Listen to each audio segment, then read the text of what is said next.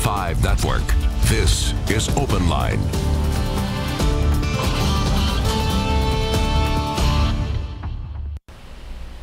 Good evening, everyone. Happy Monday to you. Thank you for joining us for OpenLine. I'm Carrie Sharp.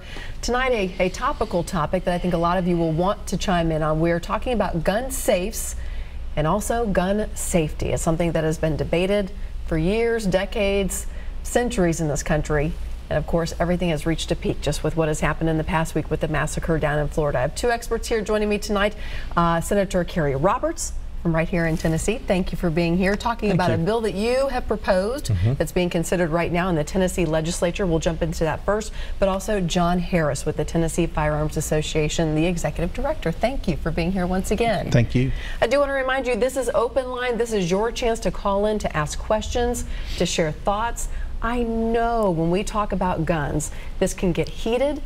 You are passionate about this. There are lots of opinions out there. I would just ask that you remain civil about this. That's my only request tonight. I think that we can do that and have a great conversation over the next hour. First, I do want to jump into this bill that you have proposed, Senator Roberts, with bipartisan support. I don't often get to say that. This is amazing. Tell me about this bill. Well, a few years ago, there was a tragic killing in Memphis where an 8-year-old child by the name of Michaela was killed by a 12-year-old neighbor. And so as we listened to the heartbreaking testimony over that, I knew that the bill was doomed to fail. The bill would have required, safe gun storage, and I knew that this was in the past. Right. This was in the past. Right. This was a couple of years ago, and it was sponsored by Sarah Kyle in Memphis, and for a variety of reasons, I knew the bill would not succeed in the Tennessee General Assembly. But it always bothered me that here is a situation where someone's left a gun out unattended that a child can get a hold of. So oftentimes in the Tennessee General Assembly, we get focused on what we won't do, and we don't talk about, well, what will we do? And so in thinking about this topic, I thought, the one thing we can do is give people incentive to buy gun safes. And it's an untested idea. We don't know how many people will go out and buy gun safes because we do this, but I went to Sarah Kyle and I told her, I said, I have to give credit for you because it was really the testimony that we heard a couple of years ago that just kept this on my mind.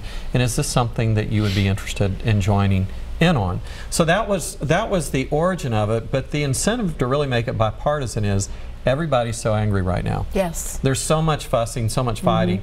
And in the Tennessee General Assembly, a lot of what we do is really done in a bipartisan manner. It's just that people don't know that. So I thought it was a great moment in time with all the bitterness and rancor that's coming out of Washington to say to people, in Tennessee, we don't do it that way. In the Tennessee General Assembly, we can actually get along and we can actually work together and we can pass a bill that we think is in the best interest of Tennessee. We covered the press conference a couple of weeks ago when you made this announcement. You proposed the bill to the greater masses here. Tell me what this bill entails. What will it do? Well, it's a very simple bill. It just simply says that if you buy a gun safe, that gun safe is exempt from sales tax. Now, that doesn't sound like a lot because our sales tax in Tennessee is 10%. But what we've witnessed is when we have a tax-free weekend, for example, back to school, I mean, you would think you're giving things away. Right. So we don't know how many gun safes it will result in as far as additional sales, but we know that it'll result in a few. I mean, there are going to be people who are maybe in the process of buying a gun, and the salesperson says, if you go ahead and buy this gun safe, it's actually a tax-exempt transaction. Why don't you go ahead and get it now? We know there's going to be some people who go ahead and buy them. How many, we don't know.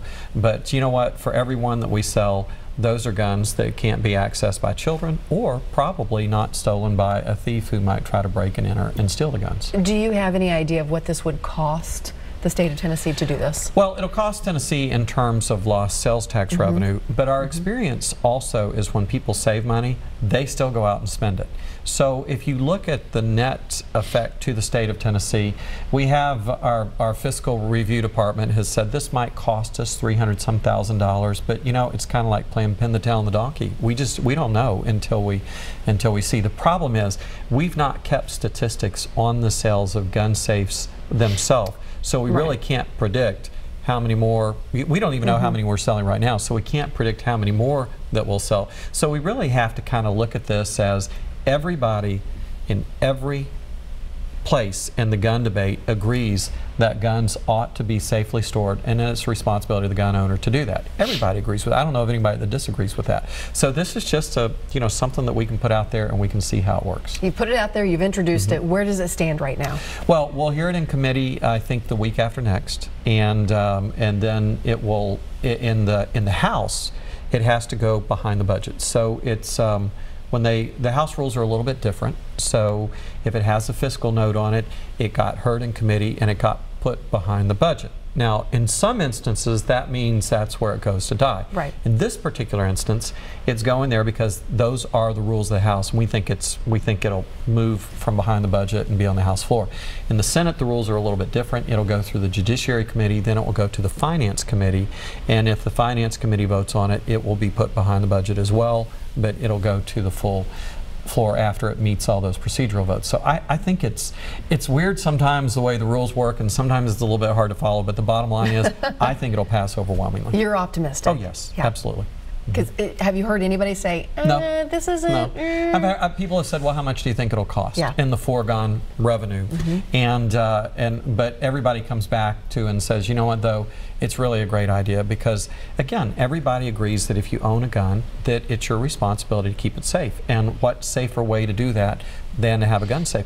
And we've not meddled with it. We've not said it has to be this brand, this size, it's anything. So if you own a handgun and you just buy a small safe that's a fingerprint, open, great, do that. If you've got long guns and you need a cabinet to stick them in, or what if you already have one but you've bought, more than a few guns and you've got some leaning against the gun safe, and it would be nice to have a bigger one or one beside it.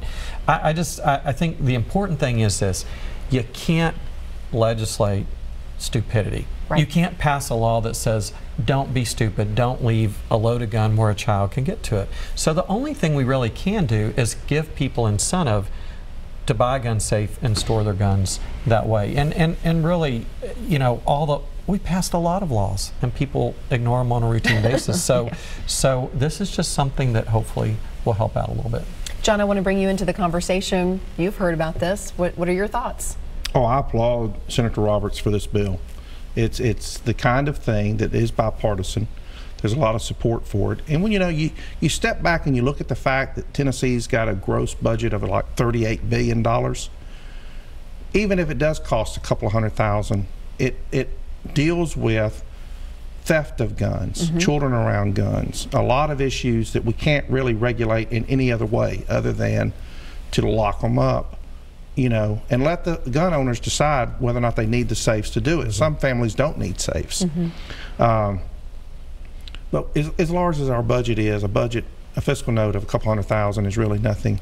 Particularly, and I think Senator Roberts is right, if you save that money, they're going to turn around and spend it maybe on ammo. Sure. Or something else that is taxed. So what difference does it make? Yeah, yeah. And I know the overall aim is to keep guns protected away from children, because Tennessee, I think last year, according to a group, and everyone kind of judges things differently, but according to a group, was #1 in accidental deaths for 18 and below.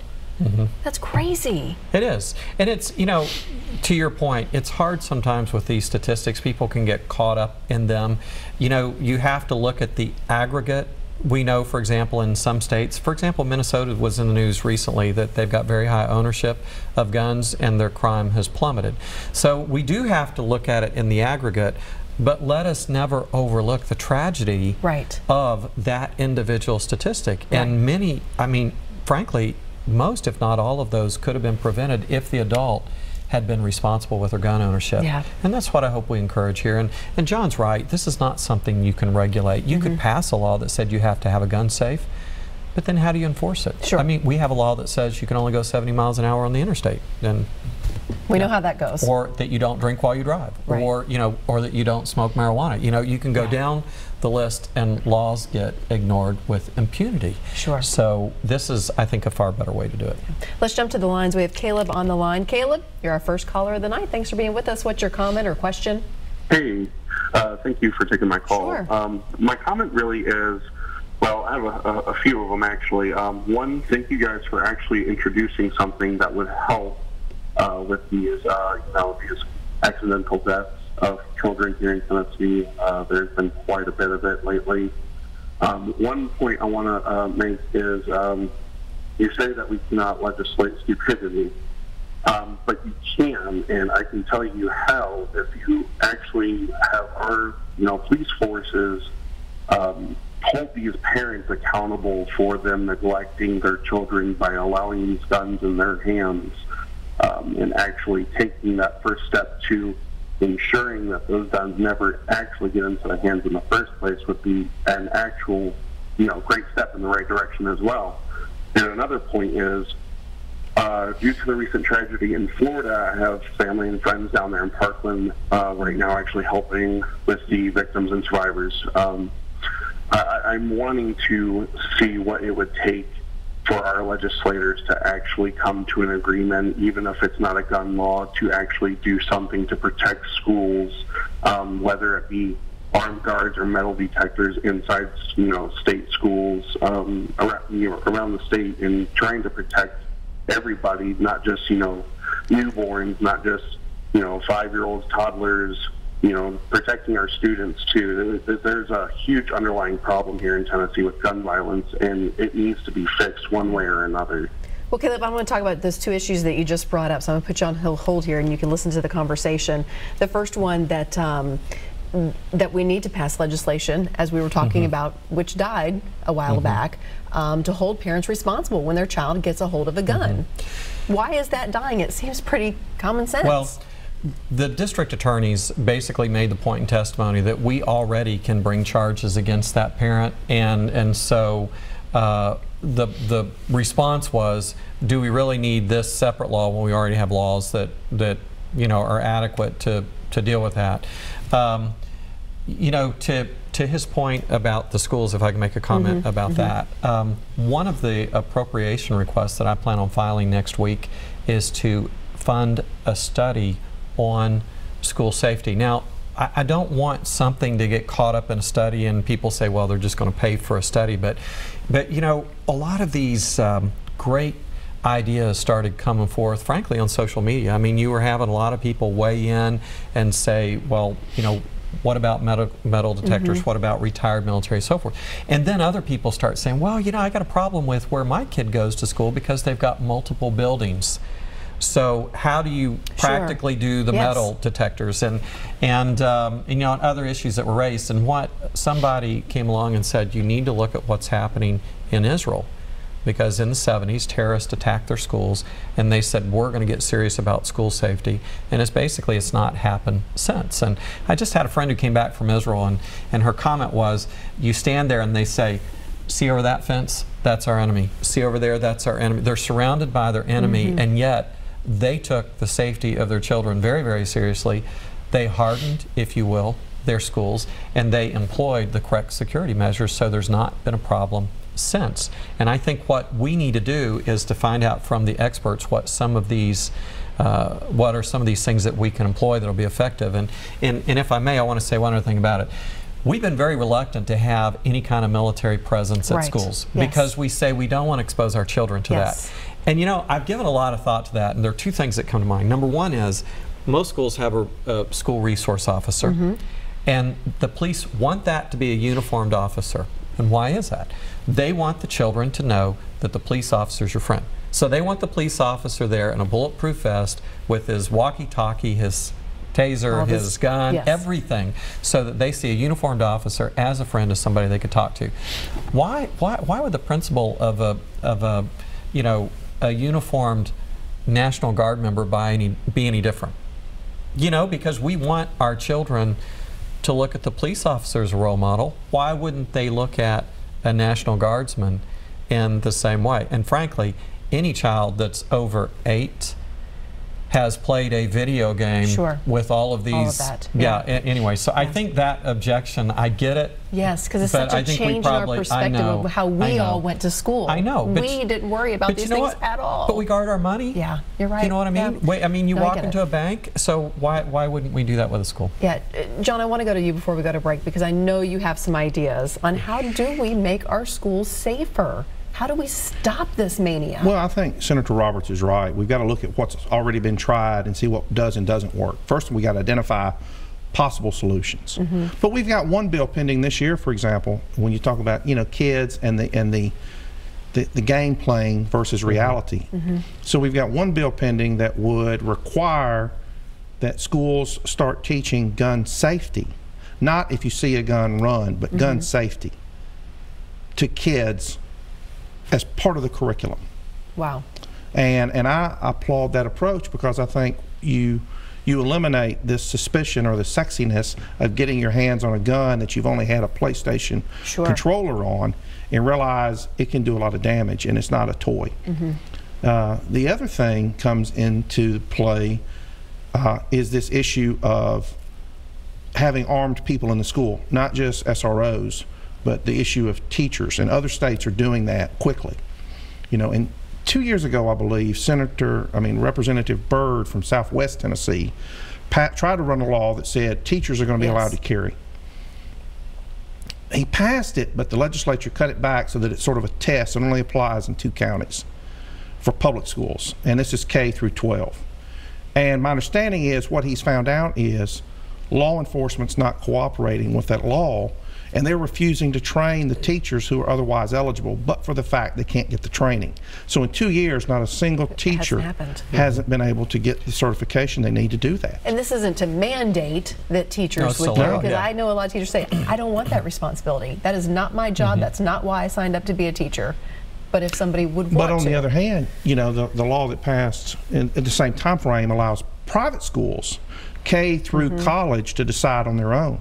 And I know of private schools around here where the principals, the handyman, the teachers, they've got not just handguns but rifles in the school. And they're secured and they feel more comfortable. But what the legislature let them do, and I don't know how many of them are doing it because they're not going to put the information out there, is they've hardened their schools, something that the public school system is not doing unless kowtowing to law enforcement, it's done with a sheriff's deputy. Very interesting. Okay, we got to take a quick break. The phone lines are lit up. We're going to get to those calls just as soon as we get back, so sit where you are. We're coming right back.